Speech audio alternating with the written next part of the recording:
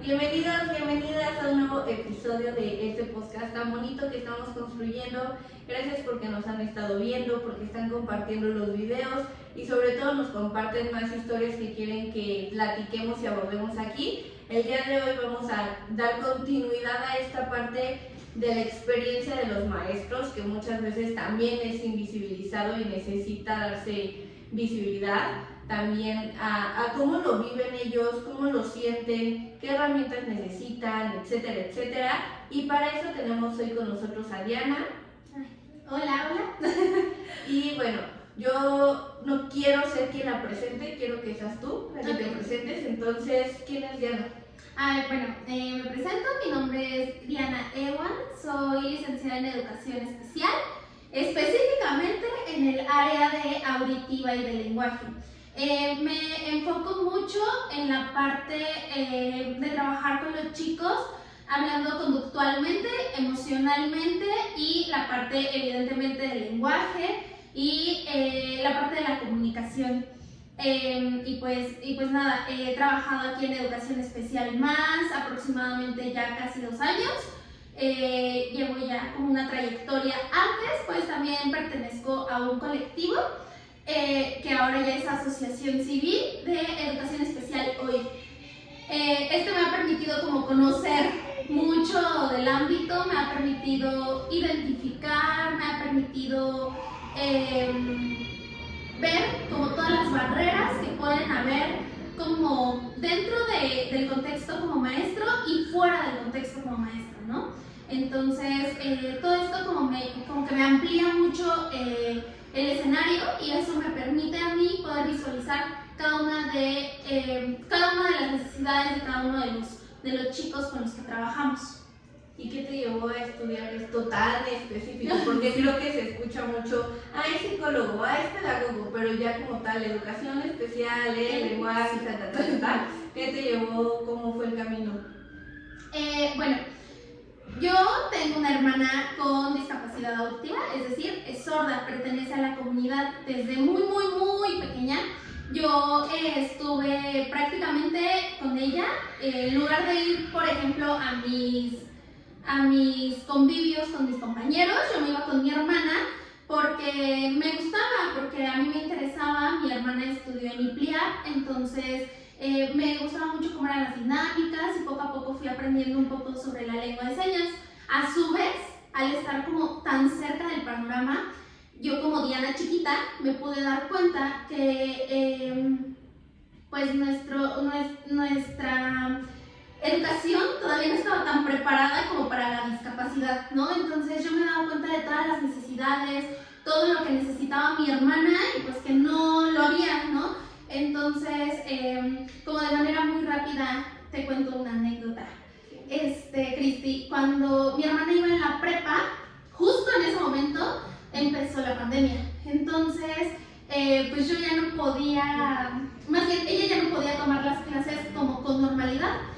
La prepa en la que ella iba se le llamaba escuela incluyente, es decir, tenían como un grupo específico de puros sordos. El maestro daba su clase, pero aparte tenían el intérprete, ¿no? Entonces de repente como que se llegaba como que a triangular la información entre el maestro, el intérprete y el alumno. Cuando entran a la pandemia, todo es en línea, ¿no? Entonces, de repente comienzan a tener como este tipo de choques, porque el maestro llegaba y decía, yo voy a dar mi clase. Y ya era como de, oiga, profe, pues sí, pero tiene alumnos sordos y el intérprete tiene mala conexión, no puede dar la clase así. Y muchas veces los maestros regulares nos decían así como de, pues yo no puedo detenerme porque un sordo no tenga su intérprete, pues qué pena, ¿no? Y era ahí cuando yo entraba al mando y yo me ponía a interpretar a sus compañeros, me ponía a interpretar a mi propia hermana, me ponía a explicarle cuáles eran como todos los temas que estaban haciendo y que estaban viendo, ¿no? Y que aparte con tener una hermana sorda también me costaba un poco de trabajo porque de repente yo tenía que como especificar mucho el tema, porque el maestro no ponía ni las adecuaciones, no hacía los ajustes, nada, o sea, era darte el tema y vamos a ver polinomios, sí, sabrá Dios qué son los polinomios, pues ahí está el tema, ¿no? Entonces yo tenía que buscar esas adecuaciones que en realidad le tocaban a los maestros, ¿no? Entonces desde ahí yo dije, a ver, yo tengo que hacer un cambio cambio, porque no puede ser posible que haya una educación tan plana, o sea, no hay forma, ¿no? Y que los maestros no piensen como en que en su salón hay alumnos sordos, hay alumnos con algún tipo de condición, pues qué onda, ¿no? ¿De qué forma yo puedo intervenir ahí? Ahí es cuando me empieza a entrar como la curiosidad de la docencia. Y ya conecto con lo que es la Escuela Normal de Especialización y me doy cuenta que ahí puedo ejercer la licenciatura de Educación Especial en el área de auditivo y de lenguaje. Y pues ya me dedico al auditivo y de lenguaje porque ya tenía como el antecedente de toda la lengua de señas de toda mi vida, ¿no? Aproximadamente 15 años estudiando la lengua de señas para que ya después la pudiera ejercer como tal. Ok, no sabía nada de esto y creo que parte totalmente también, o sea, una cosa es los puntos que te leí que yo quería preparar para el podcast y otro como desde tu propia experiencia y que justo luego cuestionan, no, pues ¿por qué los maestros se dedican a esto si no lo viven, por ejemplo, o creen que no lo entendemos? Pero el que tú compartas esta experiencia da pie a que la gente vea que hay mucho que se puede hacer y que como familiar también podemos todavía hacer muchísimo. ¿Y cómo te sientes hoy de lo que estás haciendo, de lo que vas haciendo? La verdad me siento muy muy feliz, o sea, es como todo un camino, evidentemente con errores, evidentemente con tropiezos, pero que al final del día todos esos tropiezos, todos esos errores pues nos van nutriendo. Entonces, tener como esta claridad sobre hacia dónde vamos, algo que siempre digo cuando estoy en alguna plática o cuando estoy compartiendo experiencias, es que todos los profesores de educación especial, todos los papás, cuidadores de algún chico con discapacidad, vamos por el mismo barco, ¿no? Que ellos sean autónomos, que ellos sean independientes, que puedan hacer sus cosas como por su propia voluntad y que nosotros como cuidadores, como maestros, seamos la guía tal cual, ¿no? Entonces, todos vamos por el mismo barco, todos vamos en el mismo barco porque queremos llegar a la misma meta y que todos estemos arriba del barco sin bajarnos, sin tambalearnos. Eso habla de que en realidad todos queremos llegar a algo, ¿no? Entonces, hablando de la parte de mi hermana Lisbeth, es que me da un poco como de nostalgia pensar que he logrado y se han logrado muchas cosas a través del activismo, a través de la lucha, y que si nosotros seguimos con la perseverancia, obviamente vamos a llegar como a muchas cosas. Pero dijiste algo clave de que si van en el mismo barco, tambaleándose, que justo es algo que también quiero que abordemos. O sea, como toda esa marea que nos llega a veces a voltear toda la calma, tanto en lo personal que tú nos quieras contar, desde el día a día, cómo lo vives, a qué retos se enfrentan. O sea, digo desde lo personal porque nos compartes la experiencia de tu hermana, pero aparte tú como docente de educación especial, ¿a qué retos crees que, no crees, sino ves tú que se enfrentan en el día a día y que la gente ni se imagina? Sí, muchísimos. O sea, es una cantidad enorme de retos, pero son más que retos, son a veces barreras, ¿no? Hay que tomar en cuenta que a veces nosotros mismos, maestros, podemos ser la barrera y cómo de qué forma nosotros debemos de ser tan inteligentes como para darnos cuenta que yo estoy siendo la barrera de algún chico, ¿no?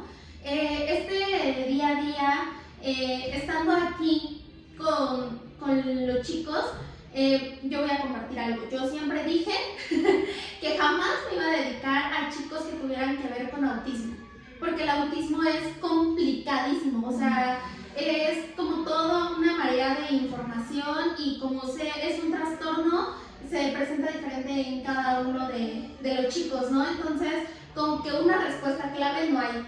Sin embargo, llego aquí, conozco a cada uno de los chicos y me termino enamorando de lo que es el autismo y comienzo a investigar un poco más y cómo puedo trabajarlo y cómo puedo mejorar en esta parte, ¿no? ¿Qué tipo de ajustes puedo hacer? Y desde ahí viene un reto, ¿no? La falta de información, que muchas veces en la carrera pues te dicen tú eres de auditiva y de lenguaje, pues tú sabrás de sordos y punto, ¿no? Pero cuando te enfrentas al campo laboral, es ahí cuando dices como de qué onda, ya no son sordos, ahora son autismo, discapacidad motriz, visual, ¿qué hago con tantos, no?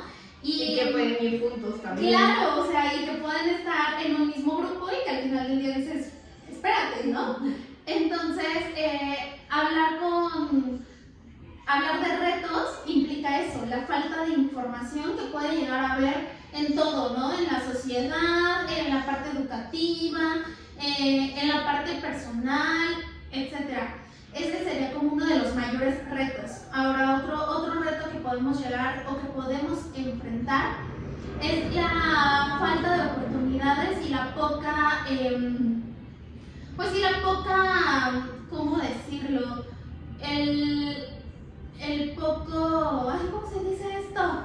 Como reconocimiento que le tienen a los profesores, ¿no? Porque muchas veces es como, pues ella es la profesora de mi hijo y ella tiene que hacer magia con mi hijo y pues ahora, ¿no? Pues sí, pero me tienen que apoyar, tenemos que hacer esto, vamos a luchar por esto, vamos a buscar estas estrategias, hay que hacer esto, carteles, vamos, vengan. Pero si no tenemos como este match con la otra persona, con el otro contexto, pues no podemos como apoyar mucho porque solamente podemos trabajar en la escuela, pero si no se trabaja en casa, pues ¿qué pasa? Pues no se le da el seguimiento, ¿no? Entonces, a veces nosotros no podemos como hacer más. De alguna forma, no es que no querramos, sino que si no tenemos como los tres contextos importantes en la educación del chico, obviamente no vamos a poder tener ningún tipo de resultado fácil o rápido, ¿no? Entonces estos tres contextos que te digo es el escolar, lo que trabajamos en la escuela, el familiar o en casa, lo que trabajan en casa, y pues la sociedad, ¿no? Que muchas veces esta sociedad que es tan insensible, que no conoce, que a veces dicen, ven a un chico en crisis y dicen, ay, qué niño tan berrinchudo, tan maleducado, y que se ponen a hacer juicios, ¿no? Sin saber qué es lo que en realidad está pasando.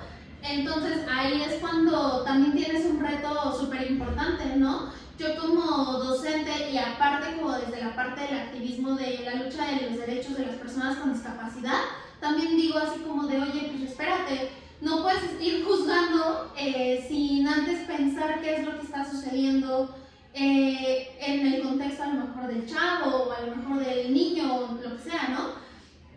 Y es ahí cuando ya vemos que nosotros como docentes somos como parte fundamental para poder alzar la voz, ¿no? Yo con mis jóvenes verbales que tengo en el salón, yo siempre hablo con ellos y les digo, es que ustedes tienen que luchar y decir soy autista y con mucho orgullo y eso no me hace diferente a ti, me hace menos.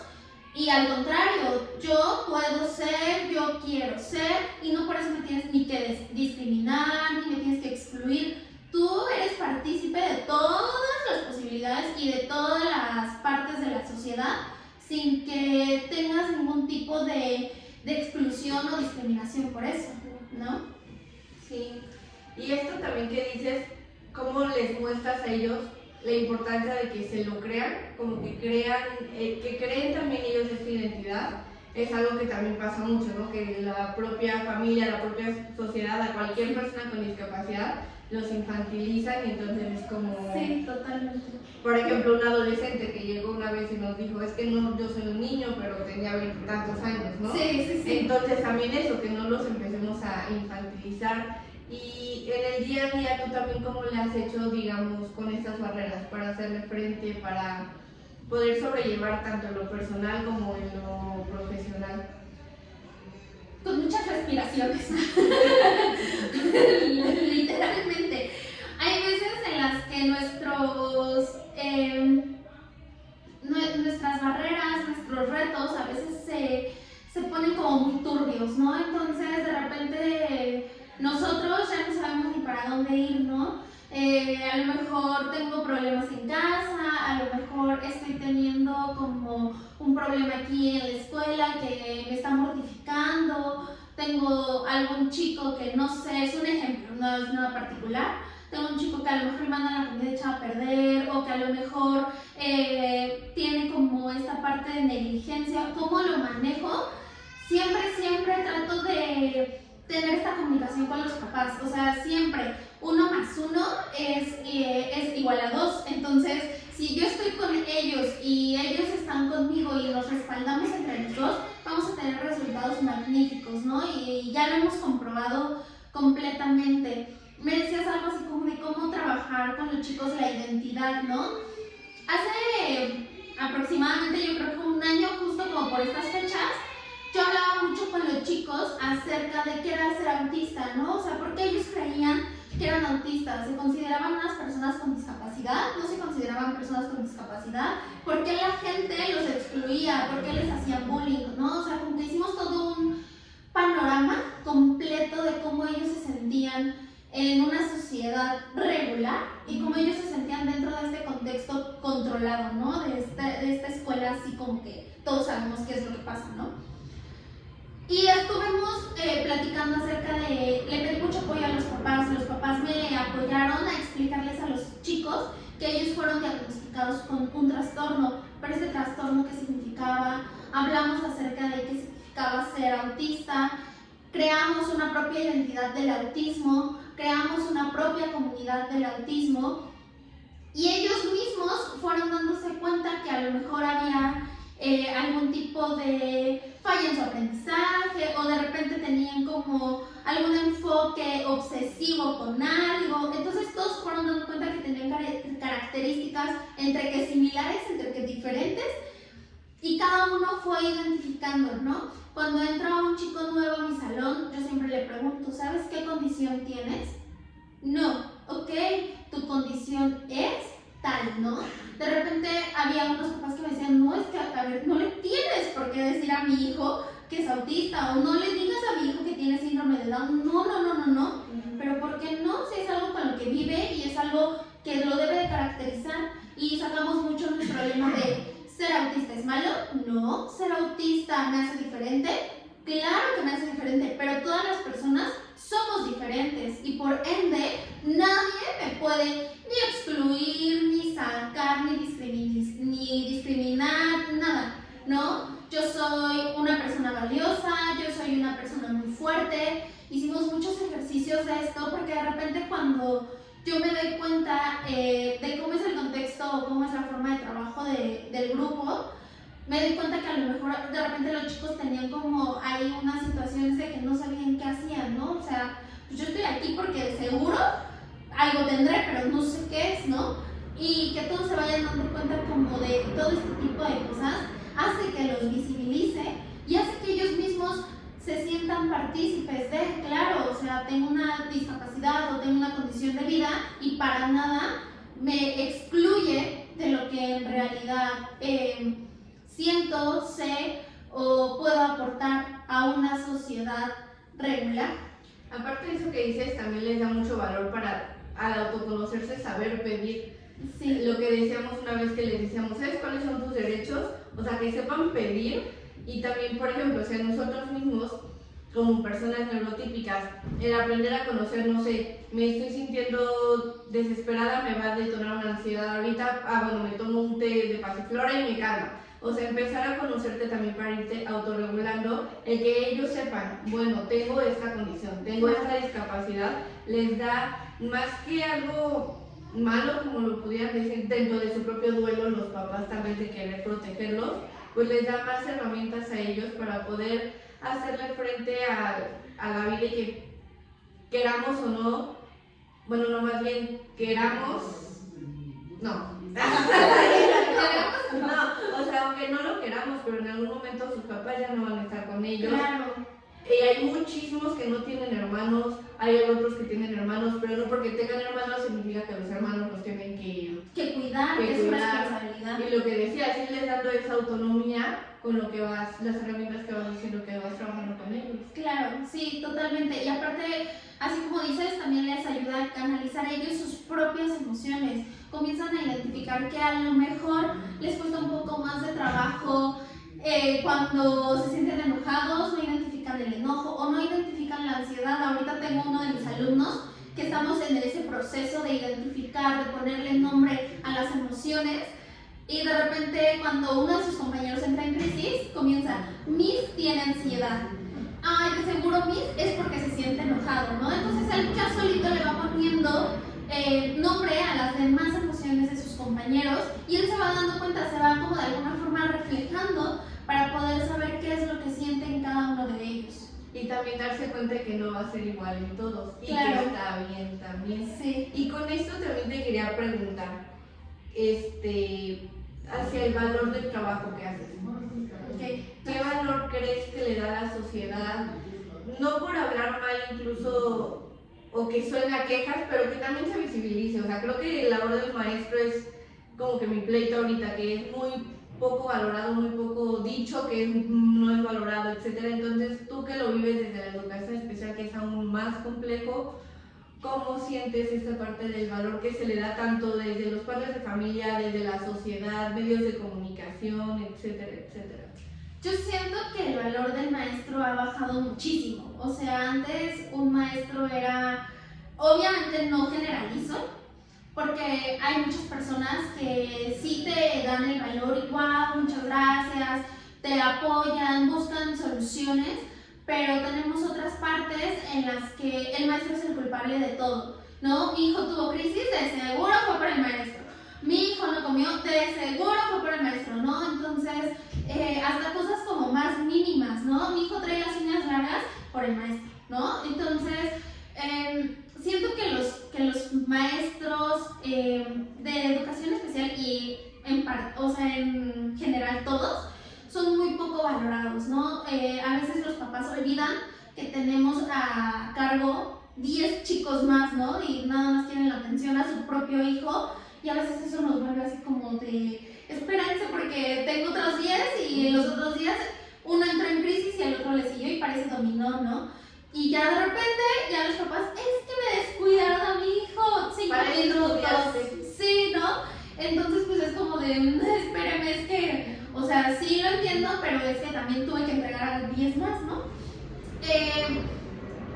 Trabajo mucho, yo desde la parte de emocional y por salud mental, yo trabajo mucho con mis propios papás, o sea, con los papás de mis chicos, a ver qué es lo que ellos, no tanto que piensan, sino que ellos me platiquen cómo ven el trabajo que hemos hecho, ¿no? Porque siento que esa es como una parte muy, muy, muy importante, que ellos me comiencen a dar una retroalimentación para que yo pueda retroalimentarlos a ellos y así tengamos un concepto como más completo de qué es lo que estamos haciendo. Te repito, hay veces que en la sociedad, gente que de repente nos llega a escuchar porque vamos hablando acerca de algo o de algún tema importante acerca de lo que sucede en la escuela, de cómo podemos controlar algún tipo de crisis en específico, etc. A veces las personas es de, wow, qué bonito tu trabajo, trabajar con enfermitos, ¿no? Entonces ahí también tienes otro panorama completamente diferente de la gente que no tiene información, ¿no? O que de repente vienen a pedir informes, ¿no? Por decir, ay, qué padre que trabajen con chicos enfermitos. Yo tengo un nieto igual, yo tengo un hijo igual, ¿no? Entonces, de repente es como, les falta información. A nosotros mismos nos falta visibilidad, ¿no? Que hay chicos, hay personas con discapacidad y aparte hay personas que los pueden ayudar a guiar. Ahora, otra parte que siento que viene como muy importante dentro de este tema es la sobreprotección que le dan los papás a los chicos, ¿no? Una vez me quedó muy presente como anécdota que íbamos a hacer un taller sobre derechos y obligaciones de los jóvenes con discapacidad, hablando de mi grupo que son jóvenes. Entonces me da la idea de darles la tarea a los chicos, saben que investiguen cuáles son sus obligaciones, cuáles son sus derechos, háblenlo con sus papás. Y tenía un chico, en ese entonces, tenía 19 años, y la mamá me manda un mensaje muy molesta y me dice que no, que yo cómo voy a dejar ese tipo de tareas, de derechos y obligaciones, si su hijo no tenía edad para esa tarea, ¿no? Entonces, ya de repente hablé con la mamá y le dije, a ver, él es un joven, tiene 19 años. No, pero es que no lo entiende. Claro que lo entiende y claro que lo tenemos que tratar como lo que es un joven de 19 años. Yo no puedo venir a decir, ay, es que tiene una mente de 5 años, hay que tratar. No, ¿cómo? ¿No? Entonces, ya ahí trabajar mucho con los papás esta parte de la sobreprotección, de que ellos sepan que los chicos están en buenas manos y que aparte de todo también hay que poner de nuestra parte sin la necesidad de atacarnos por lo que se está haciendo por el desarrollo de los chicos. Como un poco confiar en las tres partes, ¿no? Que decía, tanto la familia en ustedes como ustedes en la familia y ambos en los chicos también, o sea, porque si ustedes mismos no confían en ellos, ¿cómo les quieren enseñar a que ellos confíen en ellos mismos? Que creen esta autoestima, este autoconocimiento que tanto estás diciendo. Y con todo esto ligado de la sobreprotección, que en muchos casos también se entiende que es también mucho desde su duelo, pero pues también un poco ahí es ya dependiendo cada caso, ¿no? Pero responsabilidad también de las familias o desde los médicos al dar un diagnóstico con un acompañamiento. Sí, y con una sensibilidad, ¿no? Porque de repente los doctores son de, tenga, su hijo tiene autismo y ya no va a vivir de aquí a 2 años. O de grado 3 y ni saben qué es el grado 3. Sí. Cuando decían lo de los grados. Y justo eso, que les expliquen qué es y todo, como que da pie a que los papás estén más abiertos a recibir una terapia para trabajar ese duelo, porque también es el duelo de todas las expectativas que tenían de tener un hijo, que justo es lo que luego hablaba con otras personas, o sea, es diferente cuando es síndrome de Down a cuando es autismo, por ejemplo. O sea, el síndrome de Down, el duelo lo trabajas desde el embarazo, ¿no? En el autismo, pues, el duelo es de sopetón. Sí, no sabes qué es lo que está pasando. Es todo ese tema. Y, por ejemplo, de los puntos que hemos venido abordando, ¿tú qué tipos de apoyos crees que hacen falta? O sea, obviamente hacen falta institucionales, económicos, emocionales, etcétera, pero de los que tú particularmente has visto, ¿cuáles crees que urgen que se les ponga atención? Que se les ponga atención. La información, o sea, tal cual la información que se da. Yo agradezco mucho que se abran estos espacios porque así nos permite a nosotros, como dices, visibilizar, nos permite dar un poco de información o de contexto de qué es lo que se hace en cada uno de los espacios que tenemos y que aparte de todo también sensibiliza un poco a la sociedad. Siento que hace falta esa parte, o sea, como que la parte de la información yo pienso que está como en top 1 de todas las cosas que se tienen que hacer con calidad de urgente, y también la parte de sensibilizar a las personas, ¿no? En algún momento yo fui a un museo y nos decían, vamos a sensibilizar sobre las personas ciegas.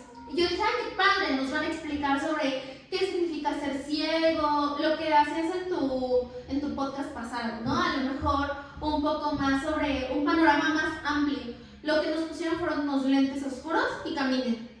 Entonces, yo critiqué eso y dije, ¿cómo? Eso no es sensibilizar, o sea, me estás poniendo en el lugar de la persona. Pero, ¿qué? O sea, para que tú sientas lo que ellos sienten. Pues sí, pero ¿qué significa? O sea, quiero que una persona venga y me dé su testimonio, y no como desde esta parte de un porno inspiracional, ¿no? Sino como desde esta parte de quiero que conozcan cuáles fueron mis barreras, quiero que conozcan cuáles fueron como todo lo que yo tuve que enfrentar, y ahí es cuando veo que las personas no tienen sensibilidad, ¿no? Y que en cualquier contexto, y más como que en el metro, en la calle, luego cuando ven a un chico con autismo que de repente dice cosas o de repente tiene una estereotipia muy marcada, como brincar, como aletear muy muy fuerte, de repente las personas comienzan, ay, este loquito.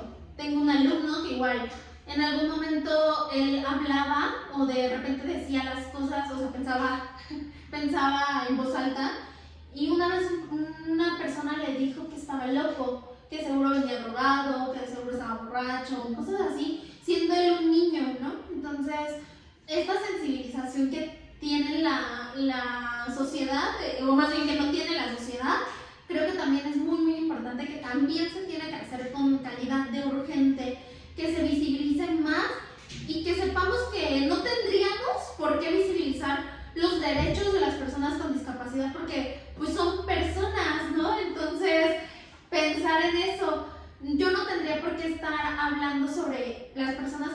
discapacidad, porque las personas con discapacidad son personas y deberían de estar dentro del plano y no deberían estar como aparte, sino que son derechos de las personas, ¿no? Sin ponerles como la etiqueta. El autista, el sordo. Sí. Sino el personas antes. Que igual, justo, ¿no? Que ya hay como personas que deciden cómo se sienten cómodos que les digan. Sí, totalmente. Pero marcar justo esto, es persona antes que cualquier cosa, cualquier diagnóstico, cualquier discapacidad, es persona. Es persona y es lo mejor o lo ideal es cuando me preguntan a mí, ¿cómo le puedo decir? ¿Sordito? ¿Sordita? ¿Mudo? O así, por su nombre, ¿no? Punto. Para empezar. Entonces, así es como a veces sensibilizamos un poco a las personas de que, ay, claro, yo no tendría por qué estarle poniendo etiqueta, tampoco a mí me ponen etiqueta para poder dirigirse a mí, claro que no, a mí me dicen por mi nombre, por cómo me siento cómoda. Exacto. Me gustan los puntos que van tocando, creo que dan más episodios para poder sacar más. Yo creo que los vamos a ir platicando, pero ahorita para ir cerrando, ¿cómo crees que pudiéramos construir una sociedad más inclusiva desde la educación, desde las pequeñas acciones, cosas concretas que le digas a la gente? Puedo decir como lo que yo hago en mi día a día. ¿Qué es esto? ¿No? Si me llegan a preguntar, ¿cómo le dices? ¿Autista o el autista? No, a ver, por su nombre, ¿no? Entonces es como una de las primeras acciones para comenzar a tener esta parte. La otra que siempre o casi siempre trato de hacer es que todos mis alumnos se sientan confiados, se sientan respetados dentro del espacio escolar, ¿no? Que si veo que existe algún tipo de roce entre compañeros, trato de mediarlo con cada uno de ellos y que todos se sientan cómodos dentro del contexto. Esa es una de las partes como fundamentales. Ahora, hablar desde la parte de la sociedad de repente es medio complejo porque hay mucha gente que se quedó ya como en sus ideas y que tú les quieras imponer de alguna forma, les quieras explicar algo nuevo, pues obviamente rompe, ¿no? Rompe su patrón, pero procuro romper ese patrón, ¿no? De ser la que habla, de ser la que está ahí duro y dale, de ser la que abre espacios. ¿Cómo abrimos los espacios? Como lo que hicimos con los chicos, que convivan con otro tipo de personas, que hagan actividades, que a lo mejor vayan a un museo diferente, que cuestionemos cada una de nuestras acciones diarias, ¿no? Creo que hoy tuve un mal día y creo que hoy no hice que convivieran todos, y es que el incluir no es tanto que todos seamos amigos y todos felices y somos una ruedita y una así, ¿no? Todo utópico. Ajá, sí, no, o sea, en realidad ser incluyente es que todos se sientan respetados, es que todos se sientan a gusto y que sobre todo todos se sientan valorados dentro del mismo espacio. Me gusta y me deja mucho pensando también justo pues para las dinámicas, las clases, todo. Entonces pues ya quiero darte las gracias por todo eso que nos fuiste diciendo, porque sí fueron muchas cosas, pero que viéndolas poco a poco puede como terminar de comprender varios puntos del episodio que quería abordar. Y gracias porque estás aquí, gracias por tu apertura para platicarnos, para contarnos tu experiencia también. Y nada, quiero ver si me ayudas por último a invitar a que se suscriban al canal, a que nos vean, que compartan, que den like, todo. Sí, yo agradezco mucho a todas las personas que nos están viendo, que nos escuchan, que se toman el tiempo para poder escuchar esto, porque eso también es una cuestión de poder querer cambiar, de construir lo que yo ya sé.